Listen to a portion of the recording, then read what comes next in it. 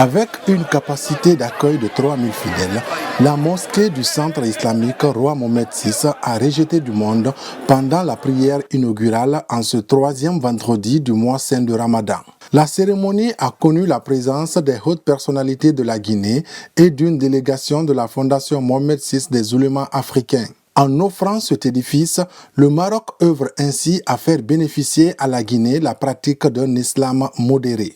Cette grande mosquée, elle va jouer un rôle très important et surtout dans la diffusion des idéaux de tolérance et de vivre ensemble et de paix sociale au sein de la société guinéenne.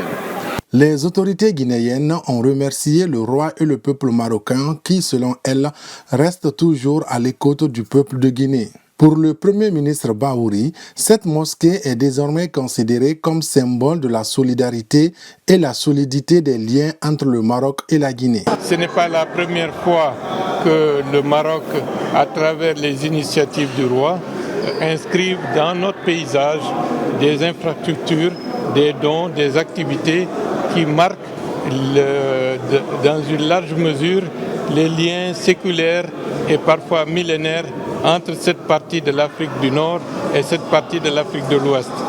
L'architecture que nous admirons est une volonté du roi d'inscrire dans le paysage ouest-africain les marques de la civilisation et la culture du Maroc. À travers l'autorité du président, j'exprime ici ma profonde gratitude et remerciement à l'endroit de Sa Majesté Amir el-Mouminin, le roi Mohammed VI du Maroc, pour avoir pensé à construire ce bijou et édifice religieux à la République de Guinée, qui va non seulement contribuer dans le renforcement des liens de solidarité et de coopération entre nos deux pays, mais qui va aussi pérenniser et sécuriser la paix, l'entente, le rassemblement et cohésion sociale entre toutes les communautés religieuses.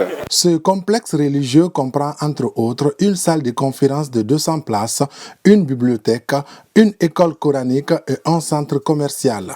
Lors de la prière inaugurale de ce vendredi, le prêche a été prononcé par un représentant du Conseil supérieur des oulémas marocains.